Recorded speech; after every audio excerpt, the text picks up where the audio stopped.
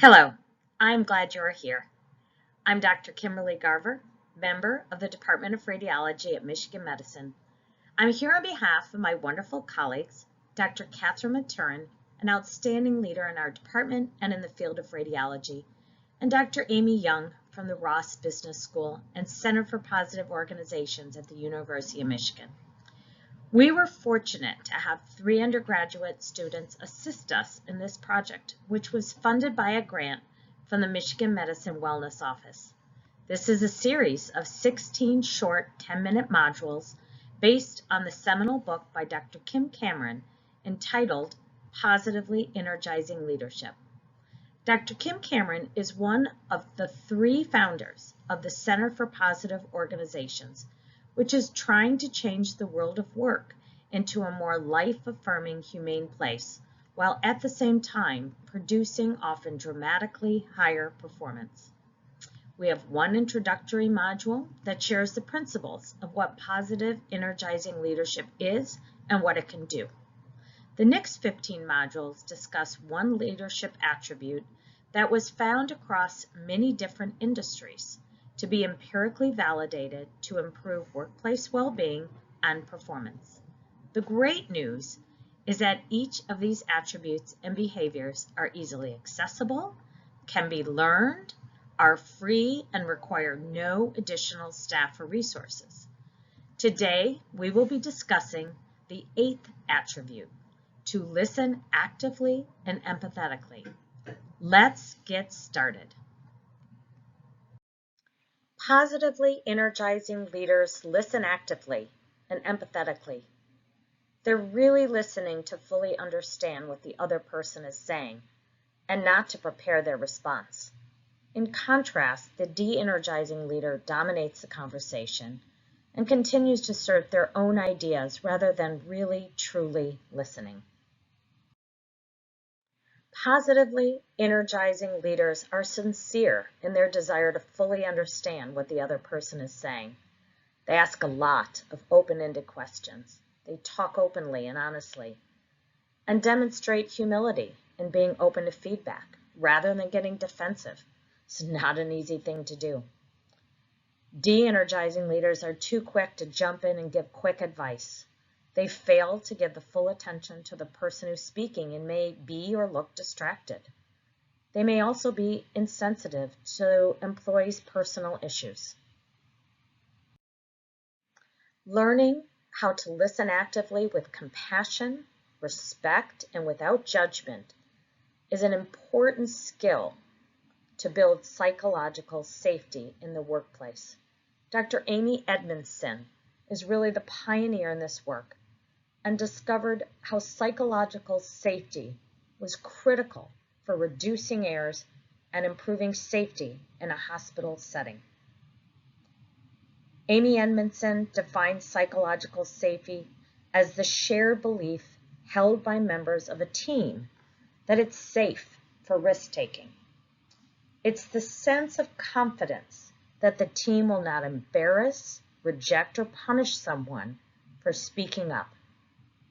I highly recommend you watch this 11-minute video by Amy Edmondson on how to build a psychological safety in the workplace.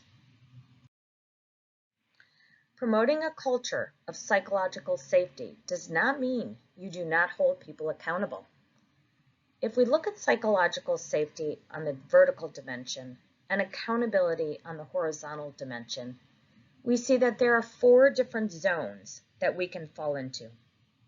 If you only create psychological safety and you don't hold people accountability, you're creating kind of a lazy comfort zone.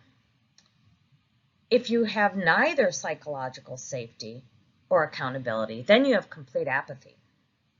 If there is high accountability but little psychological safety, then you create the anxiety zone.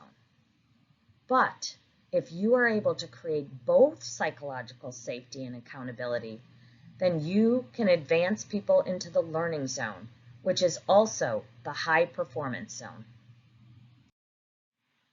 In 2012, Google embarked on a multi-year study to determine what factors were most responsible for creating high-performing teams. The code name for this initiative was Project Aristotle, and it studied hundreds of teams to determine what mattered most. Turns out it was not about what people knew, but how team members treated each other that mattered most, not talent or expertise. Conversational turn-taking and high emotional intelligence are strong components of psychological safety. But why does psychological safety matter? There are many benefits in the workplace.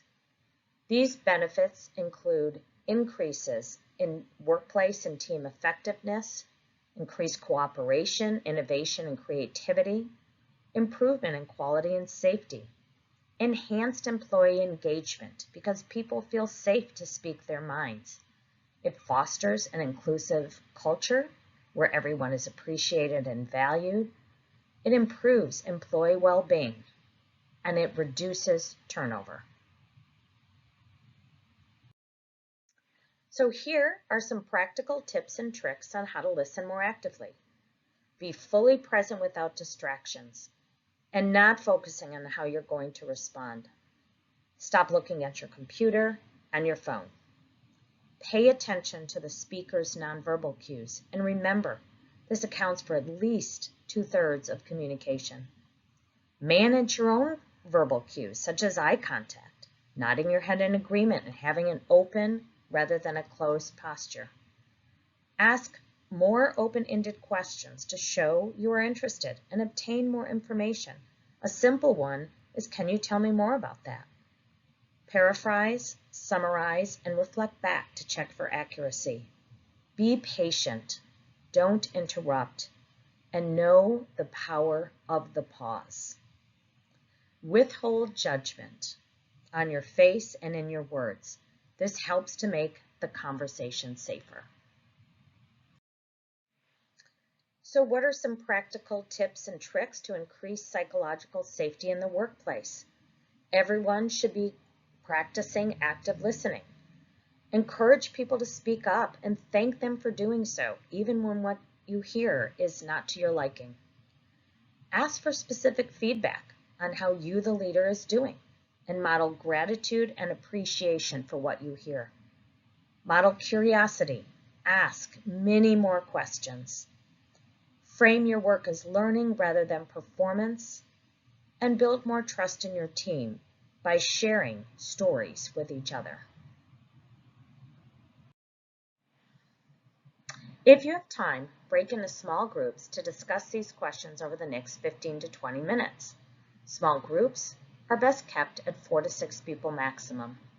Please assign one person in the group to report insights learned from the small group back to the larger group when we return.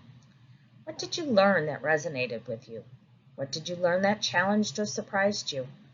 What suggestion might you implement for yourself and for your work setting with others? What else did you hear?